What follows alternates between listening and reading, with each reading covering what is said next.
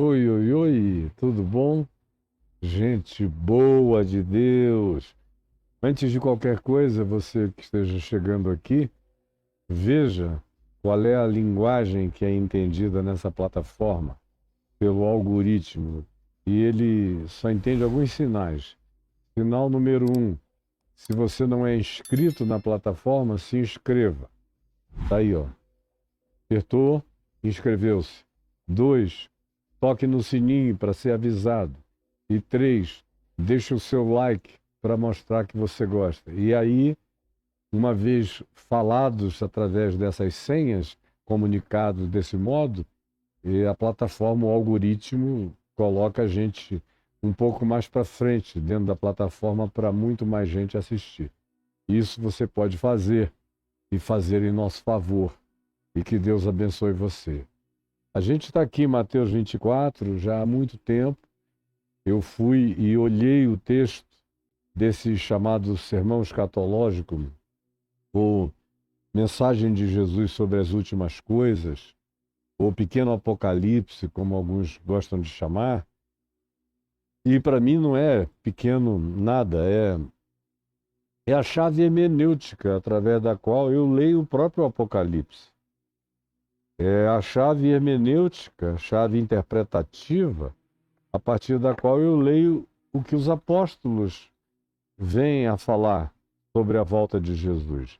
É a chave hermenêutica através da qual eu leio o profeta Daniel, o profeta Ezequiel, o profeta Isaías, o Jeremias, aonde quer que apareçam nesgas ou indicativos desse tempo que ainda seria muito futuro para esses profetas chamados do Antigo Testamento.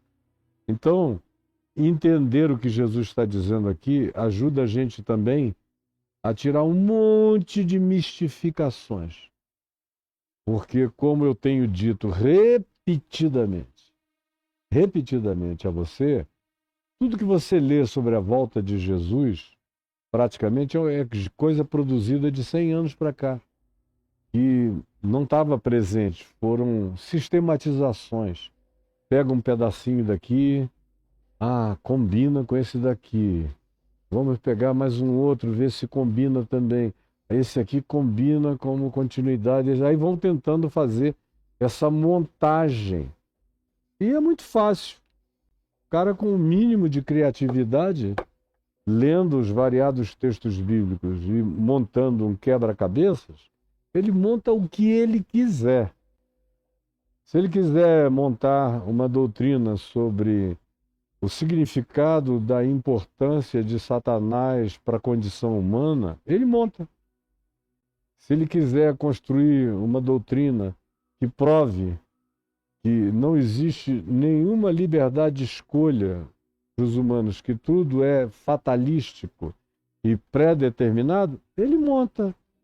Se ele quiser o oposto, ele encontra material nos textos da Bíblia para montar também o que quer que se queira construir. Se quiser inventar uma mecânica de magia negra, você pode usar a Bíblia para fazê-lo. Se você quiser construir, aceita que você queira construir, a Bíblia vai te oferecer material solto para você montar um pedaço daqui, um pedaço dali, virar para acolá, mostrar e pegar gente que não entende nada de coisa nenhuma, que não conhece nada, e apresentar ou produzir um livro onde a pessoa apenas lê a sequência do que foi selecionado. Aí fica uma estruturazinha que os pentecostais, antes deles os adventistas e os testemunhas de Jeová montaram. Os pentecostais acrescentaram algumas coisas a mais. Depois, em 1948, quando se constituiu o Estado de Israel, os pentecostais, juntamente com os adventistas e outros grupos de culto a profecias e ênfases absolutas nisto, relativas à volta de Jesus, também pegaram a Constituição do Estado de Israel e elaboraram ainda mais essa escatologia e até puseram redatações. E a partir de um pressuposto que você vai ver, não no dia de hoje, que não dará tempo, mas logo logo a gente vai entrar nele, que está aqui no verso 32, na parábola da figueira, baseado nessa parábola, e você vai ver como, a partir de uma hermenêutica alegorista, você faz o que você quiser.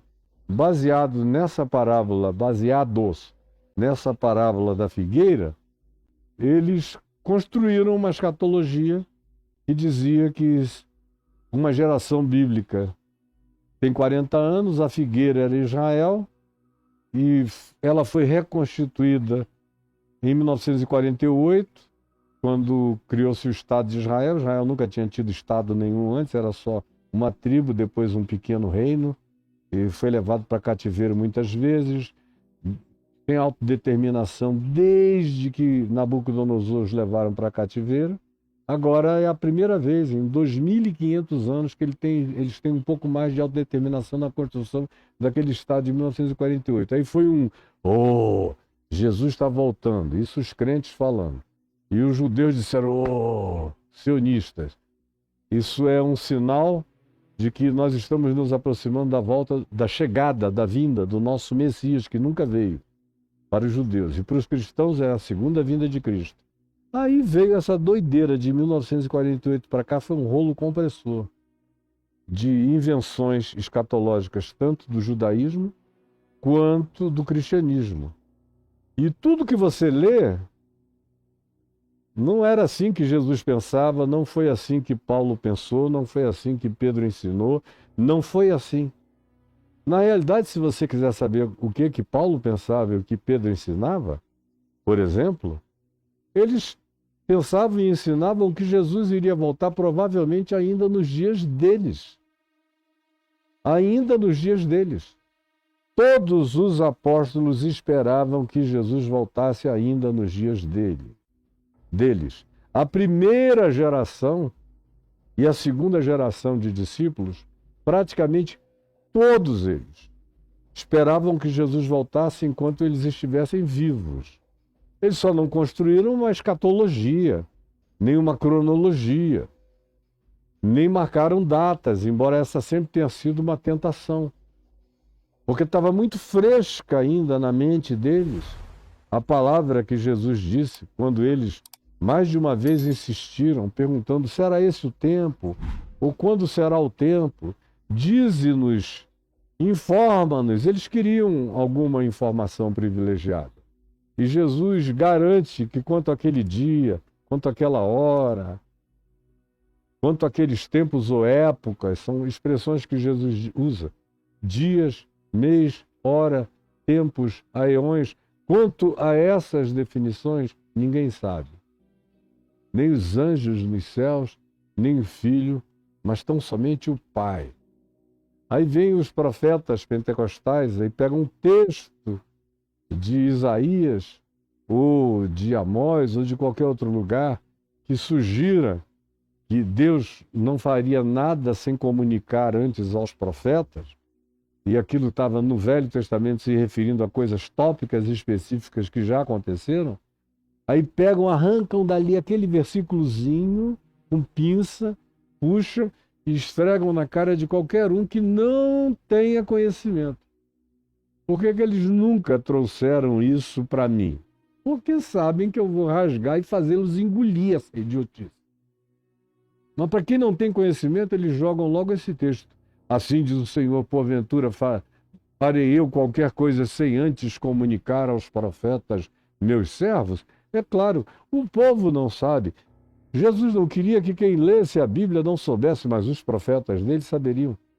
Jesus não estava nem pensando em Bíblia. Não existia Bíblia para Jesus. Não existia nada a não ser o que já havia na Torá escrito e que tinha sido organizado do período do cativeiro em Babilônia para frente, é que o texto do Velho Testamento foi todo começado a ser organizado na sequência que a gente tem agora. E do Novo Testamento não tinha nada, e nem Jesus lhe mandou escrever nada, ele não tinha nenhum escriba andando com ele anotando tudo. Por isso é tão útil que a gente tenha 3 evangelhos repetindo a mesma história, Porque por essas repetições e pelas peculiaridades da identidade biográfica e do texto de cada uma dessas repetições chamadas sinóticas, na complementariedade e no embutimento dessas narrativas, a gente tem uma visão muito mais isenta, historicamente honesta e completa da pessoa e da figura de Jesus. O mais foram cartas, que Paulo nunca imaginou que fossem virar textos considerados pelos cristãos, depois de alguns séculos, textos sagrados, textos que onde até as palavras e nomes citados parece que são inspirados. É uma coisa impressionante o que o religioso consegue fazer, de coisas que os autores delas nem imaginavam que elas seriam, que elas se tornaram na cabeça das pessoas. Mas voltando aonde eu estava, se você quiser saber o que Jesus e os apóstolos pensavam, Jesus deixou bem claro que depois que ele fosse assunto aos céus, haveria um interregno, que a gente já viu em várias parábolas, e ainda veremos em algumas depois, nessa sequência aqui de Mateus. Muito tempo depois, passados muitos dias, demorando o noivo, depois de muito tempo, são todas alusões dentro de construções parabólicas que Jesus faz para deixar na mente dos discípulos a ideia do interregno entre a ida dele aos céus e a volta dele outra vez. Tinha um grande interregno, uma demora, que daria tempo para acontecer um monte de loucuras, inclusive entre os discípulos, que ora são os vinhateiros, ou os arrendatários da vinha, ou os gerentes da fazenda, ou, dependendo da parábola, esses que eram os supostos incumbidos, os incumbentes, de cuidarem de maneira atenta e amorosa das coisas do Senhor, da vinha, ou da fazenda, ou da propriedade, o dono das coisas, conforme as imagens parabólicas ou metafóricas usadas por Jesus para ilustrar, esses entes, todos eles, em todas essas parábolas, praticamente, com algumas exceções de alguns indivíduos, a maioria se corrompe, ou pelo menos um deles se corrompe radicalmente. Mostrando que nesse interregno entre a primeira vinda de Jesus e a segunda vinda de Jesus, haveria muita doideira, muita corrupção desses que supostamente tinham recebido uma incumbência para serem integralmente sinceros e honestos e não foram. E eles são a repetição dos líderes de Israel no passado, os sacerdotes, os reis, os profetas, a maioria deles virou falso profeta. Foram poucos os profetas sinceros que se mantiveram na verdade. A maioria se vendeu para a corte, para o status quo, para o domínio político, para o rei, para o monarca, para o sacerdócio, para o templo, para o dinheiro, para os negócios. Sempre foi assim no Velho Testamento e na era vigente, meu Deus, só não enxerga quem não quer enxergar, ou quem entrou para esse fenômeno chamado igreja ontem, não sabe de nada, só das historinhas que está ouvindo agora, e pensa que entrou no terceiro céu sem entender que ainda vai ter que nadar de braçada e de peito e cachorrinho, fazer esforço e mergulhar e prender o fôlego e a respiração e aguentar firme e, como a gente viu ontem, perseverar até o fim. Do contrário, se cansar, se desistir antes, se olhar em outra direção, vai perder o significado, vai perder a garantia, vai perder a segurança, vai perder a exultação da esperança, que é o que nos mantém salvos para a vida em Deus, nesse interregno cheio de tantas loucuras como as que nós presenciamos todos os dias.